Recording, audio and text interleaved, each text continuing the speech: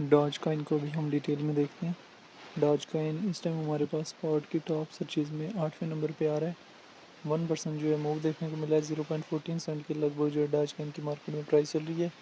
1 day के time frame में हम डॉज कॉइन के चार्ट को ओपन कर लेते हैं।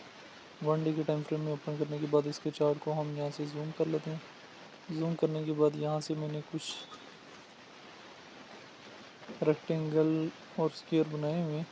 0.27 सेंट से डॉज कॉइन हमारे पास ड्रॉप आउट होता है और यहाँ पे 0.09 के लगभग डिप देखने को मिलती है। फिर अगेन जो है थोड़ा बहुत पंप अप करता है, फिर अगेन डाउन मूवमेंट, फिर अगेन जो है वो पंप अप, फिर अगेन जो है वो हमारे पास डॉज कॉइन में जो है वो डाउन से डाउन मूवमेंट जो है वो देखने को मिलता है। तो अगर हम यहाँ से डॉज कॉइन की डिटेल में आ जाएँ तो डॉज कॉइन हमारे पास रैंकिंग में 9वें नंबर पे है। मार्केट कैप 22 बिलियन है।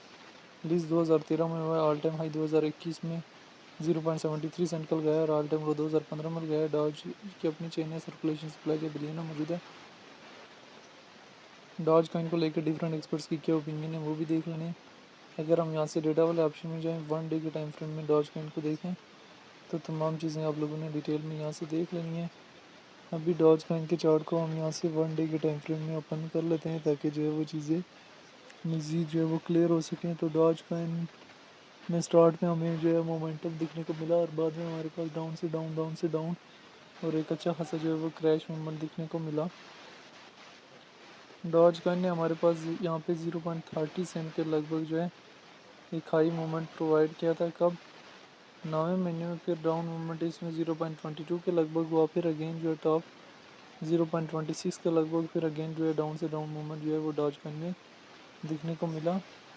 डॉज कॉइन का ओवरऑल ट्रेंड जो है हमारे पास डाउनवर्ड की तरफ है। ना सिर्फ डॉज कॉइन का बल्कि ओवरऑल मार्केट का ट्रेंड जो हमारे पास डाउनवर्ड की तरफ है, जिसकी वजह से हमें डॉज कॉइन में भी एक अच्छा खासा जो डाउनवर्ड फेज देखने को मिला है।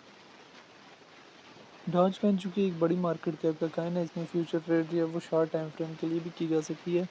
1 आवर के टाइम फ्रेम में, 4 आवर के टाइम फ्रेम में, लेकिन उसके लिए स्टॉप लॉस का जो है बहुत ज़्यादा ज़रूरी इस्तेमाल किया जाए, लेवरेज जो है मेंटेनेबल की जाए।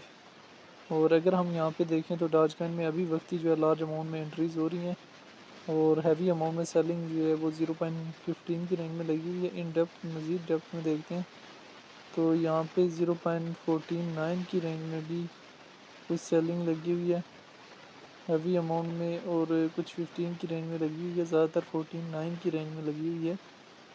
ठीक है, एक हैवी अमाउंट में सेलिंग जो है 0.14900 की रेंज में लगी हुई है। अगर मज़ीद डेप्थ में चला जाएँ, इसकी मज़ीद यहाँ से शॉर्ट टाइम फ्रेम के लिए डेप्थ देखें तो वो भी यहाँ से हम इसकी मज़ीद जो है यहाँ से डिटेल इजीली देख सकते हैं। तो बहरहाल जो है शॉर्ट टाइम फ्रेम में इसमें भी ट्रेड ले सकते हैं और शॉर्ट टाइम फ्रेम में इसमें लॉन्ग या शॉर्ट दोनों की पोजीशन जो है वो ओपन की जा सकती है। बेशक ये एक मीम कॉइन है, लेकिन आप इसको एक स्टेबलाइज कॉइन कह सकते हैं, जिसमें हमारे पास जो है वो इतना जो है वो डाउन अप मूवमेंट एकदम से नहीं देखने को मिलते, बल्कि एक प्रॉपर वे से ये मूव ऑन करता है। तो ये डॉज कॉइन की शॉर्ट सी सिचुएशन थी जो मैंने आप लोगों के साथ शेयर की है, जिसमें रिलेटेड टू डॉज कॉइन जो है वो तमाम तरह डिटेल शेयर की है। बाकी डॉज कॉइन इस टाइम हमारे पास स्पॉट की सर्चेज़ में ही आ रहा है। फ्यूचर के टॉप से सर्चेज़ में हमारे पास इस टाइम डॉज कॉइन नहीं आ रहा। बाकी जो है वो डॉज कॉइन के हवाले से जो है वो डिफरेंट लोगों के डिफरेंट ओपिनियन है।